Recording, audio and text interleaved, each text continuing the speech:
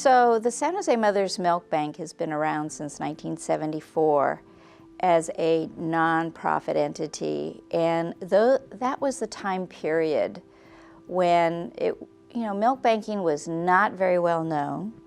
That first year, we probably sent out about 2,000 ounces of milk, and it was basically used by the hospital, the Valley Medical Center, which is like the county hospital or the hospital that takes all babies, right? And then also some private hospitals in the local area. So it was a very local, small enterprise, so to speak. But it was basically built because there was a need, that there were neonatologists who felt that that's what these children need, and they by far were the minority at that time. I mean, many of the doctors would not use it. They felt that, who would use somebody else's milk, right? And Terry Asquith, the original director, would say, well, you use somebody else's blood, don't you? So what's the difference, right? So we've been in operation since that time. And from 2,000 ounces to this 2018, we distributed about 712,000 ounces to about 100 hospitals all throughout California and Idaho and Arizona, and areas and states that do not have a milk bank, they call us, and we never say no. We just keep rolling as long as we have the milk supply.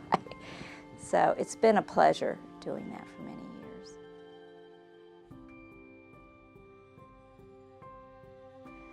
The greatest challenge to me right now is that this pendulum has swung. I can tell you about 15 years ago, if someone asked me for milk, I go, yes, we have them. My freezers are full, I need to get it out. That pendulum has swung the other side. So the demand is increasing tremendously. And I think in part because of the great research that's coming out about the benefits of breastfeeding and the benefits of breast milk. Now there's no denial, right? Now we have governmental agencies and professional agencies saying breast milk is the best optimal food. So the United States, we're behind the Europeans. Europeans got it a long time ago. We're just beginning, right? So for me right now, the challenge is to find those donors. And with that, to me, that the Humbana and the Mother's Milk Banks have the capability of moving that message that breastfeeding is best, or that we want successful moms to breastfeed, that we should put money into helping moms to become successful breastfeeders, because without that, I can't do my job, right? So right now, the biggest challenge, I think, is the fact that to find that milk, because that population who needs it is growing dramatically.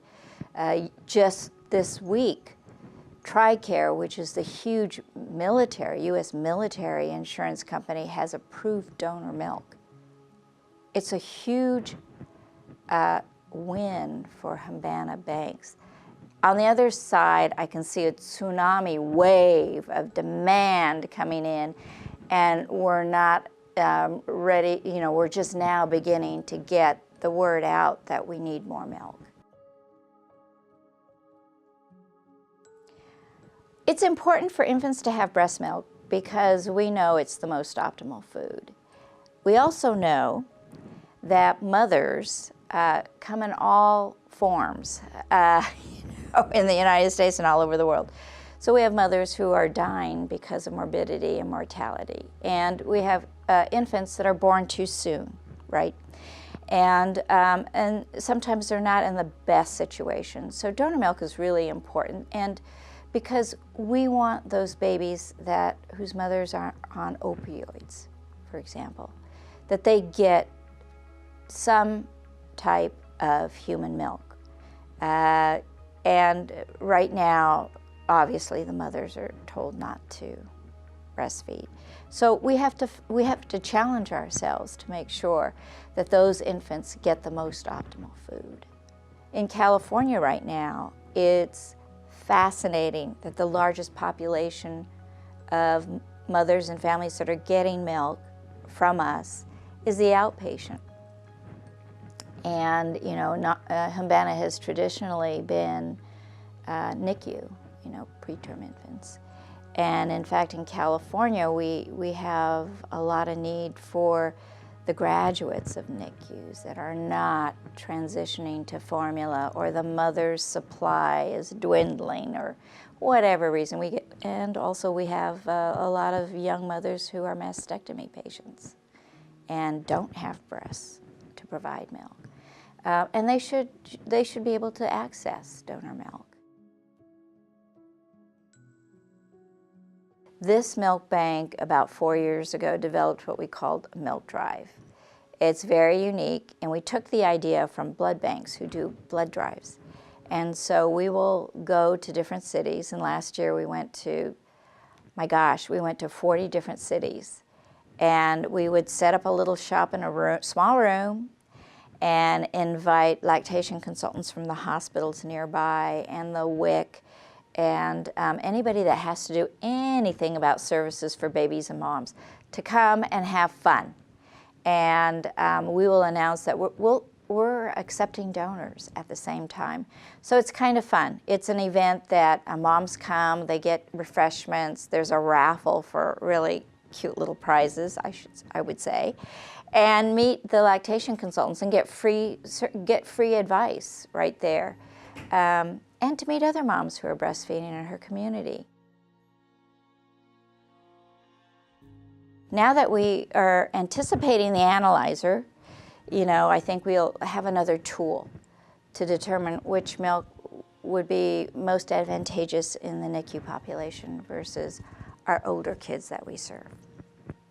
To analyze milk, you know, it's a new science in my book. I mean, for years I've been watching it, and for years in Humana, where milk banks have fully endorsed the use of an analyzer, and you know, and they think it's the greatest thing since whatever that we're doing, and yet there are those of us who really haven't seen the evidence yet that really knowing the number on that bottle creates a situation that the babies do grow. There are other mitigating factors why babies do and don't grow, other than fat and protein.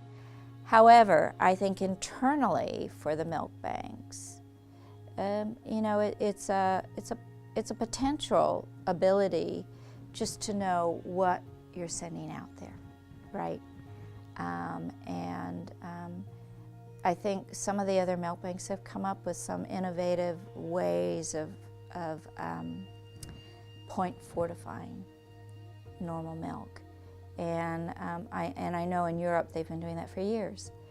Yes, we're kind of behind the 8 ball, but one of the problems that I really want addressed was, number one, that the analyzer is FDA approved, or somebody is looking at the analyzer and saying, yeah, it makes sense to use that analyzer, or yeah, they're transparent what they're doing, and yeah, it's consistent. That was the thing that really made me, as my milk bank peers would say, you went to the other side, Pauline, because they've been trying to get me to do this for years. But I really didn't trust the machinery, frankly. And to know that the FDA approved it gave me a little bit more sense of ease that whatever number we put in the box with that milk, with the that it is pretty standard, right? It's standardized. But I think the other thing too, it not only is for donor milk. If a hospital, and we want moms to breastfeed, and we want moms to have their own milk, we want babies to have their own mother's milk. At the same time, I think hospitals, the dietitians need to look at that mom's milk.